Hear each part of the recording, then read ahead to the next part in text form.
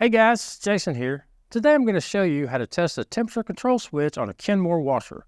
You might need to test the switch if the washer will not fill.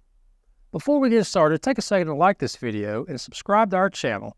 Your support helps us create more repair guides to help you do it yourself.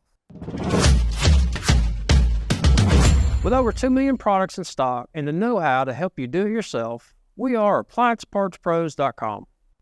Today we'll need a multimeter, flatblade screwdriver, and a putty knife.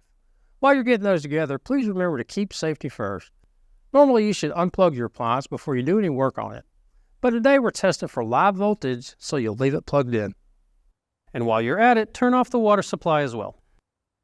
Please be very careful here to protect yourself from electric shock, which has the potential to cause serious injuries. Don't ever test live voltage if you're uncomfortable using a multimeter. We're going to need to get into the console, so you need to use a putty knife here. On the left and right sides, you'll see a clip that holds the console to the cabinet. Slide the putty knife under the console about 1 inch from each end, then push the clip towards the back of the machine, while gently prying up and pulling forward to release one side. You'll need to do the same to the other side, and flip the console over.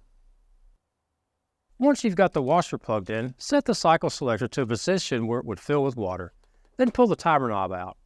Now find the temperature control switch in the console. Set your multimeter to a VAC setting and put your probes into the brown and white wire in the harness. You should see 120 volts here on the meter, which means the timer is doing its job. If you don't get 120 volts here and the pressure switch tested good, then the timer would need to be replaced. When you're done testing, you can flip the console back over. Then slide the tabs into the bottom of the console and the holes in the top of the cabinet. After that, just push down on the console till it locks in place. Then you're done. If you need a replacement temperature switch, head over to AppliancePartsPros.com to get a new one. Most orders arrive in 2 business days, and we have tons of videos to help you install your new parts.